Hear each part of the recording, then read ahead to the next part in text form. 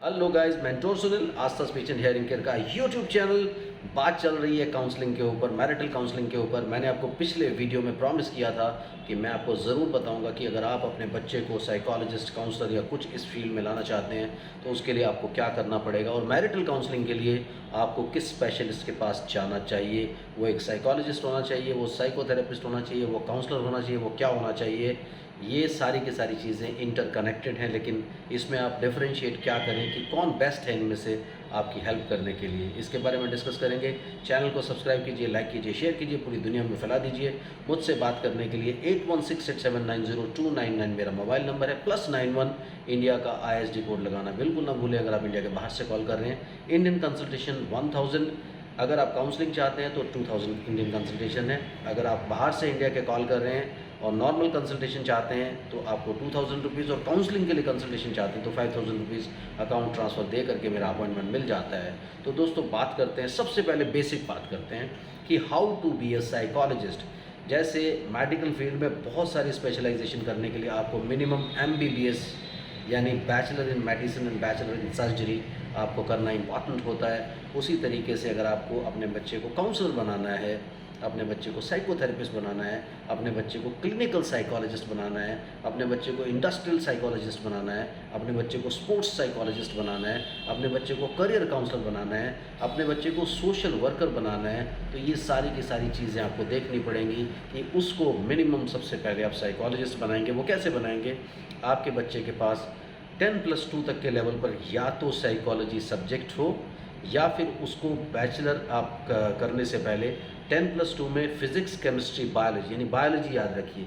या तो आपके पास साइकोलॉजी होनी चाहिए या आपके पास बायोलॉजी होनी चाहिए, जिससे कि आप सीधा BA या BSc में एडमिशन ले सकें और फिर बाद में जाकर के at least bachelor in psychology complete करें। तो जब आप मास्टर्स लेवल पे जाते हैं तो इतनी सारी फील्ड्स के जब मैंने नाम लिए, आप चूज़ कर सकते हैं। There are lots of universities in India जो आपको इन सारी फील्ड्स के अंदर स्पेशलाइजेशन देती है। तो मास्टर्स लेवल पे आप थोड़ा सा स्पेशलाइज कर सकते हो।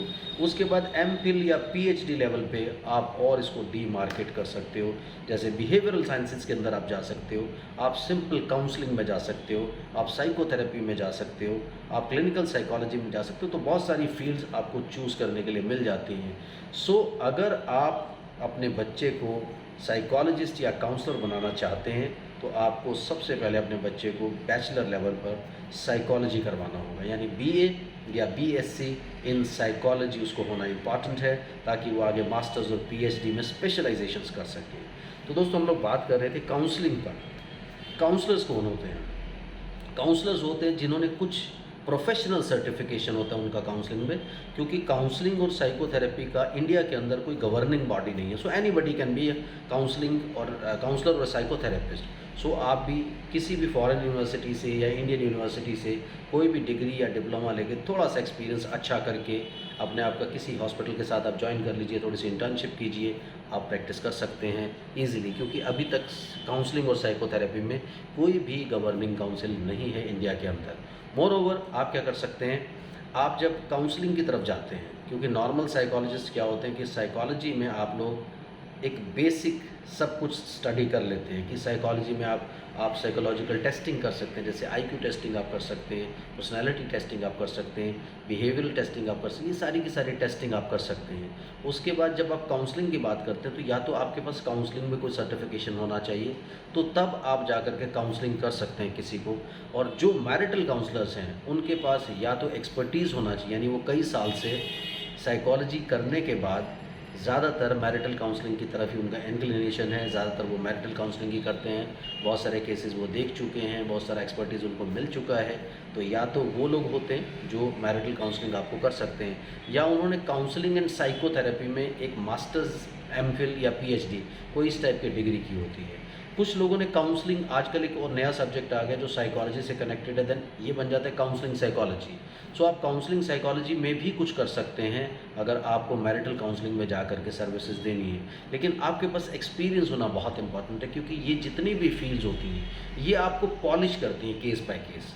सो बहुत इंपॉर्टेंट है कि जब भी आप कोई इस तरह की डिग्री करते हैं या कोई ऐसा सर्टिफिकेशन देते हैं, कई कई सारे प्रोफेशनल सर्टिफिकेशंस भी आपको मिल जाते हैं। सो आप जब भी कोई सर्टिफिकेशन लेते हैं उसके बाद आप ज़्यादा से ज़्यादा प्रैक्टिस करने की कोशिश कीजिए। तो जब आप प्रैक्टिस करते हैं तो प्रैक्टिस करके आप पॉलिश होते चले जाते हैं। और जितने भी लोग हैं, जितने भी क्लाइंट हैं जो देख रहे हैं, जो सीख कर रहे हैं कि मुझे मैरिटल काउंसलिंग किससे लेना चाहिए, उनको अपने काउंसलर को एक बार चेक कर लेना चाहिए क्या उसको काउंसलिंग में कोई सर्टिफिकेशन है, ताकि वो काउंसलिंग आपको कर सके प्रॉपरली। क्योंकि अदरवाइज़ क्या होता है कि काफ़ी सारे लोग हैं जो सिंपल साइकोलॉजिस्ट हैं, वो भी क्लेम करते हैं कि हम लोग काउंसलिंग करते हैं, but is there any degree और डिप्लोमा और some professional certification which they have, और जिसके बेसिस पर वो आपके सामने बैठकर आपको काउंसलिंग कर सकते हैं। So you need to check that, क्योंकि तभी आपकी बहुत अच्छी हेल्प होगी। इसी तरीके से आप आगे बढ़ते रहिए। और आपको मैंने प्रॉमिस इसलिए किया था क्योंकि मैं आपको बताना चाहता था कि आपको हेल्प किससे लेना चाहिए। और अगर आपको अभी भी कोई कन्फ्यूजन है या कुछ प्रॉब्लम्स है, कुछ चीज़ें समझ में नहीं आई हैं, तो आप कमेंट सेक्शन में ज़रूर डाल दीजिए, मैं आपको ज़रूर उसका जवाब दूंगा, ताकि आप अपनी ओरिएंटेशन और अपनी डायरेक्शन को डिसाइड कर सकें। थैंक यू वेरी मच, आज के लिए इतना ही। और सवाल पूछते रहिए और आपको वीडियोस मिलते रहेंगे। Thank you, bye bye.